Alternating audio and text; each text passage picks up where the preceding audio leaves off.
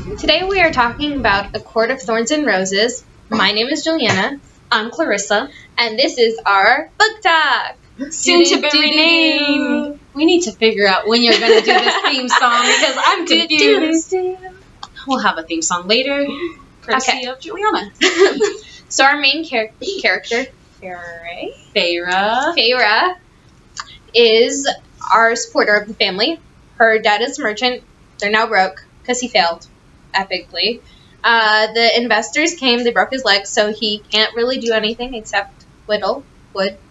Her two sisters are kind of spoiled. They're the more girly sisters of the family. Her mom's dead.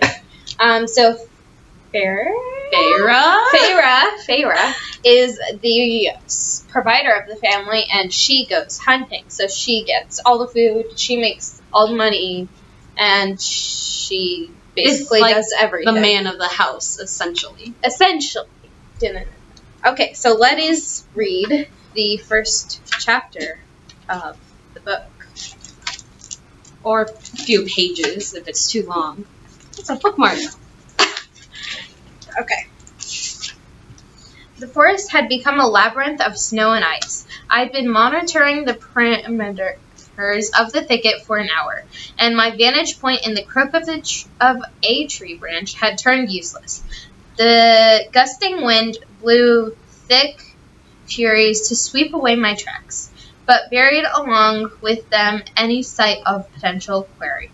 Hunger had brought me farther from home than I usually risked, but winter was the hard time. The animals had pulled in, going deeper into the woods than I could follow, leaving me to pick off stragglers one by one, praying they'd last until spring. They hadn't. I'd wiped my numb fingers over my eyes, brushing away the flakes clinging to my lashes. There were no telltale trees stripped of their bark to mark the deer's paths. They hadn't moved on. They would remain until the bark ran out.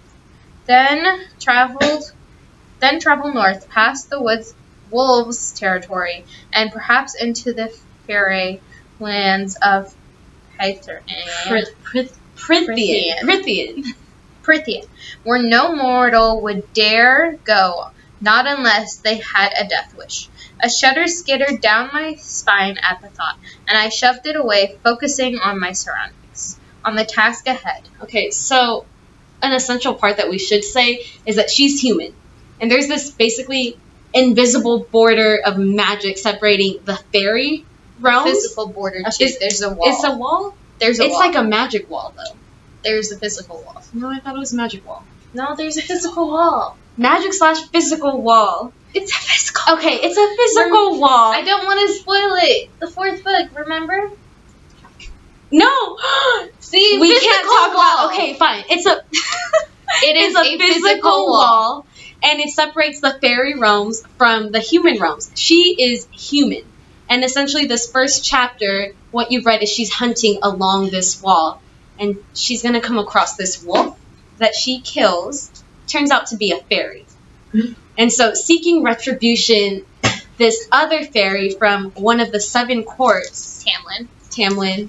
The Lord of Spring. Yes, from the Court of Spring. He comes seeking retribution for her killing this wolf that was a subject of his, and basically takes her to the fairy realms. And from there, she's kind of immersed in this whole world of fae that humans basically don't get involved in.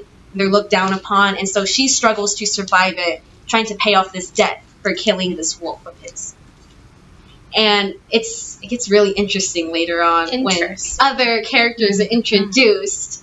Don't want to spoil anything, but it gets good. Okay, I promise it gets good. You meet other high lords, as they're referred to in their courts. There are 7 courts. Tamlin is a high lord, and you meet other high lords along the way. I'm not spoiling a lot. I'm just saying some things. Nah. You know, at least I'm not saying other names quite yet.